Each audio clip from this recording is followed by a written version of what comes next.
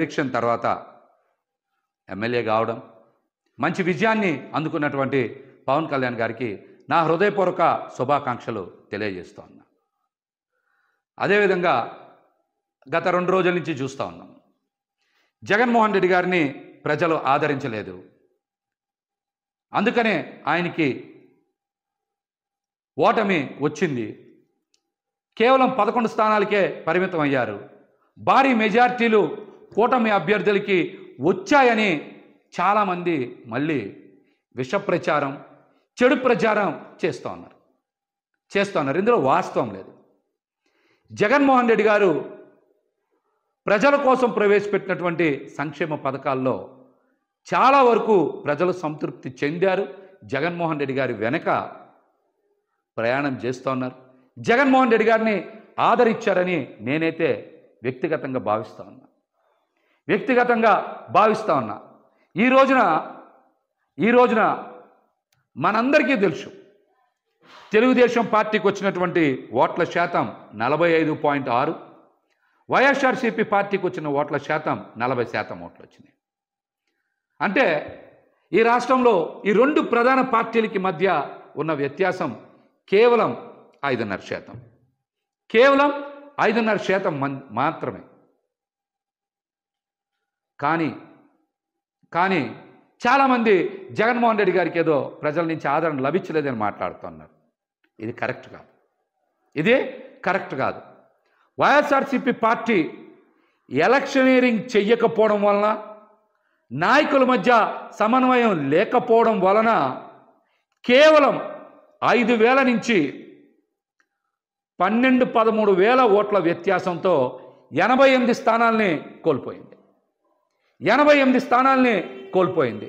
5,000 నుంచి 12-13,000 ఓట్లు కనుక 88 నియోజకవర్గాల్లో సాధించుంటే ఖచ్చితంగా 88కి 11 కలుపుకొని 99, అంటే 100 నియోజకవర్గాలు గెలుచుకొని జగన్మోహన్ రెడ్డి గారు మళ్ళీ ముఖ్యమంత్రి అయ్యేవాళ్ళు. అదేవిధంగా ఇంకొక చిన్నది కనుక యాడ్ చేసుకుంటే, ఓట్ల వ్యత్యాసం కనుక యాడ్ చేసుకుంటే 4-5 వేల ఓట్ల నుంచి 13-14 వేలకి మరొక 3-4 వేల ఓట్లు కనుక కలుపుకుంటే, అంటే 18,000 ఓట్లు కనుక సాధించుంటే మరొక 31 స్థానాలు పెరిగాయి. అంటే 119 స్థానాల్లో వైఎస్ఆర్సీపీ పార్టీ గెలిచేది. ఇప్పుడున్న 11 స్థానాలు కూడా జత కలిస్తే 130 స్థానాలు అయ్యాయి. ఇది కేవలం ఎన్ని వేల ఓట్లు తేడా? 4,000 నుంచి 17,000 ఓట్లు తేడాతో వైఎస్ఆర్సీపీ పార్టీ వదిలేసుకున్నటువంటి స్థానాలు 119. ఈ 11 కూడా కలుపుకుంటే 130 స్థానాలు వచ్చాయి. అంటే వైఎస్ఆర్సీపీ పార్టీకి మరొక 10 లక్షల ఓట్లు పడుంటే జగన్మోహన్ రెడ్డి గారు రెండోసారి ముఖ్యమంత్రి అయ్యేవారు.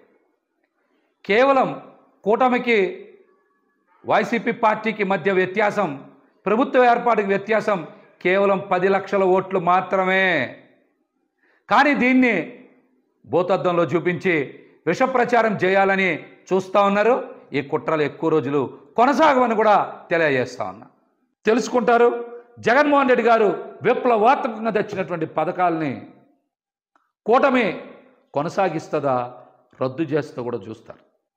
వాటిలో ప్రధానంగా మరి చిన్న జిల్లాల ఏర్పాటు, సచివాలయాల వ్యవస్థ, అమ్మ ఒడి, రైతు భరోసా కేంద్రాలు, అదేవిధంగా వాలంటరీ వ్యవస్థ, ఇంగ్లీష్ మీడియం విద్య, వీటితో పాటు సెంటు భూమి, అమరావతిలో ఇళ్ల పట్టాలు, ఇవన్నీ కొనసాగిస్తారా, రద్దు చేస్తారో చూద్దాం.